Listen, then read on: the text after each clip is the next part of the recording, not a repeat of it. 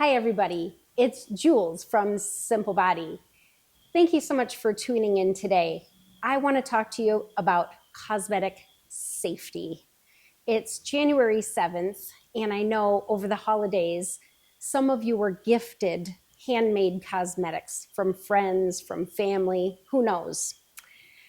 Unfortunately, I've had two of my customers come in and tell me that these homemade products that they used on their skin have caused some skin issues. One got folliculitis and one got perioral dermatitis, which are both skin conditions that can be caused by a plethora of reasons.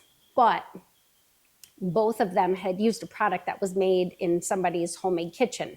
Now, I would never disparage home formulators. I started as a home formulator, but what we have to talk about is product safety and ingredient safety. There is a reason that we as skincare formulators source our ingredients from reputable manufacturers. So if you're a home formulator and you're making things in your kitchen, you have to be sure that your ingredients are purchased from a really good cosmetic ingredient supplier, not something from Etsy or Amazon or, some of these other retailers where you have no course of action if you buy an ingredient, if the ingredient isn't good. So some things that you should look for is a certificate of analysis. And a C of A will tell you, has this ingredient been tested? Most big cosmetic ingredient suppliers will have in-house testing labs. So they'll go through the raw ingredient wherever it's been imported from, and they'll test it. Does it have microbes? Is the ingredient pure? Are there contaminants? Are there metals? They make sure that that ingredient is pure, and that's what you want to use. Another piece of paper to look for is a quality and regulatory testing. So again, that goes through a whole different set of tests to determine the quality of this ingredient. We look for Cosmos tested ingredients, and Cosmos is the European standard for clean and non-toxic beauty. So we buy ingredients that have been Cosmos certified. Some other paperwork that you should look for, if it's important to you, is like vegan or organic or fair trade. Those are sort of optional, and they don't always and necessarily affect the base ingredient.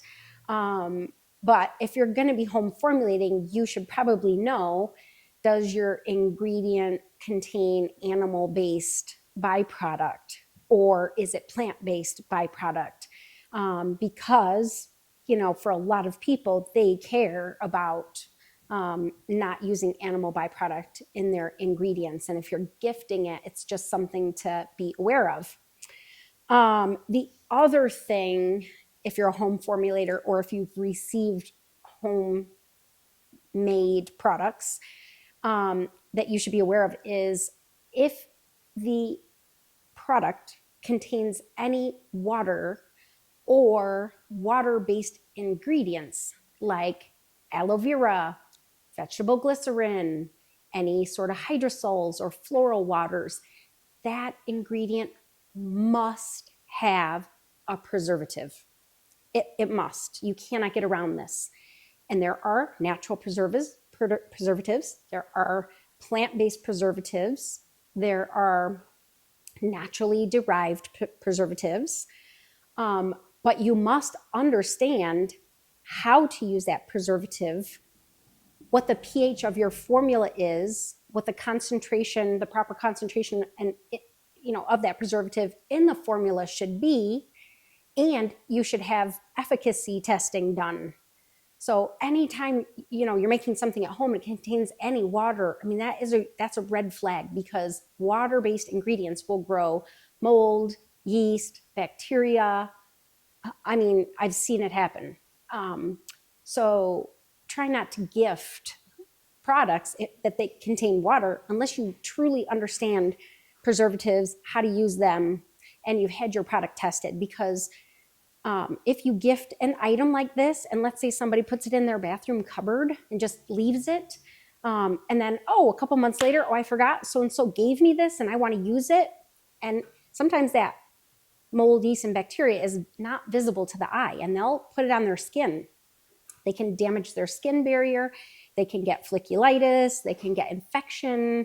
It can cause like a host of problems on the skin. And that's not the point of you giving this gift, giving someone an infection along with it. So you have to be really, really mindful of that. The other thing that you should know as a home formulator or as someone who maybe got some products as a gift, if you are trying to blend water-based ingredients and oil-based ingredients, you have to use an emulsifier. And again, that's something that you learn when you go to school, either chemistry school or, like where I went to school for natural skincare. You learn that as a formulator, how to use an emulsifier. What is the right percentage in your formula? Should you use what temperatures should these be blended together? What should the pH be? It can be more complicated than just whipping something up in your blender.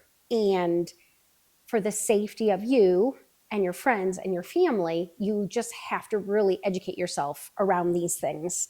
The other thing that you should know, and this applies to candle makers also, is that there is an organization that manages the use of essential oils and makes recommendations for percentages of use of essential oils in formulas.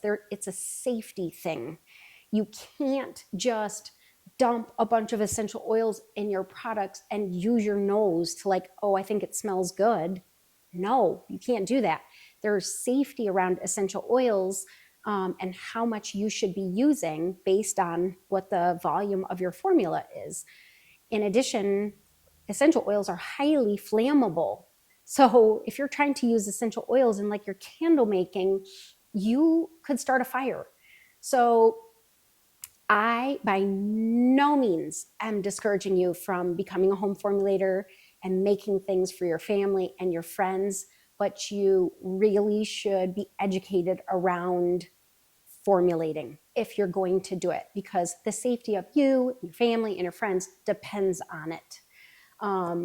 So it's something to think about. There are lots of companies that are doing formal education, skincare formulator classes.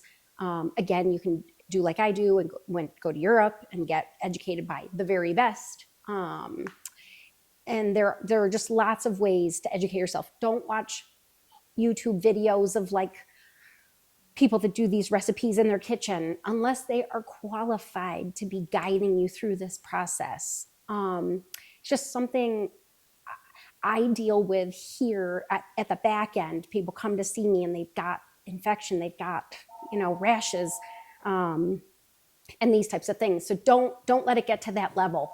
Make sure you do your research, you get your education, you take classes, and that way you can make safe, healthy, effective products in your kitchen.